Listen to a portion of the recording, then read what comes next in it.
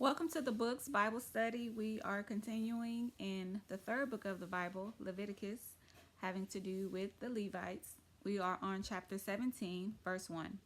And the Lord spoke to Moses, saying, verse 2, Speak to Aaron, to his sons, and to all the children of Israel, and say to them, This is the thing which the Lord has commanded, saying, verse 3, Whatever man of the house of Israel who kills an ox or lamb or goat in the camp, or who kills it outside the camp, verse 4, and does not bring it to the door of the tabernacle of meeting to offer an offering to the Lord before the tabernacle of the Lord, the guilt of bloodshed shall be imputed to that man.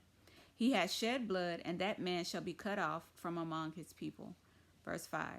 To the end that the children of Israel may bring their sacrifices which they offer in the open field, that they may bring them to the Lord at the door of the tabernacle of meeting, to the priest, and offer them as peace offerings to the Lord. Verse 6.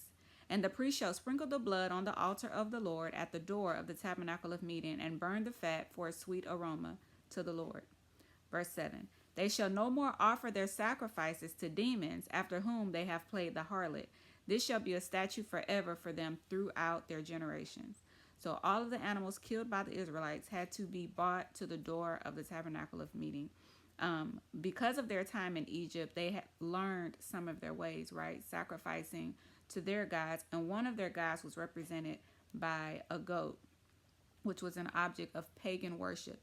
And pagan is anyone that doesn't worship the God of Israel, right? Or that is not in covenant with him.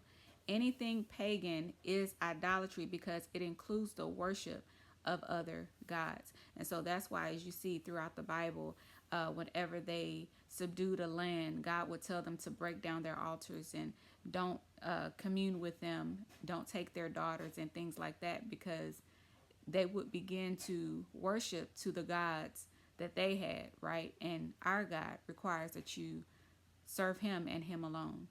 Okay, so it said that they will no more offer their sacrifices to demons after whom they played the harlot. So basically, they were cheating on God with other gods. So that's why this is the law here. Verse 8 says, you shall say to them, Whatever man of the house of Israel, or of the strangers who dwell among you, who offers a burnt offering or sacrifice, verse 9, and does not bring it to the door of the tabernacle of meeting to offer it to the Lord, that man shall be cut off from among his people. Verse 10, And whatever man of the house of Israel, or of the strangers who dwell among you, who eats any blood, I will set my face against that person who eats blood, and will cut him off from among his people. Why? The blood was for God, right? That was the offering. The blood and the fat went to the Lord.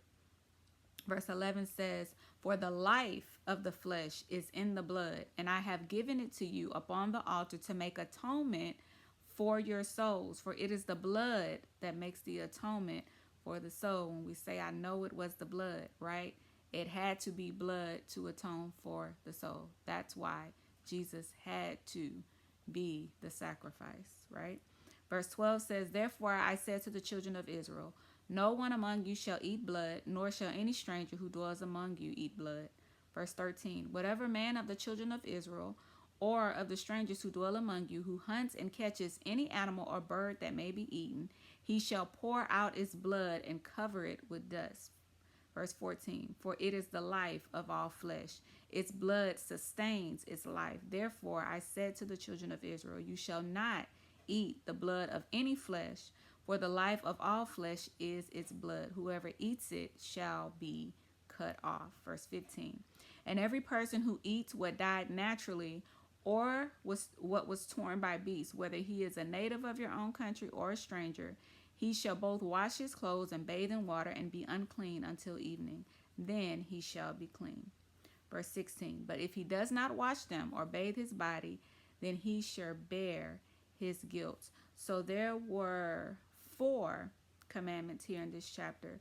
Not to slaughter sacrificial animals outside the temple, right? Sacrificial worship must only occur at the divinely appointed place, right? It had to come to the tabernacle of meeting.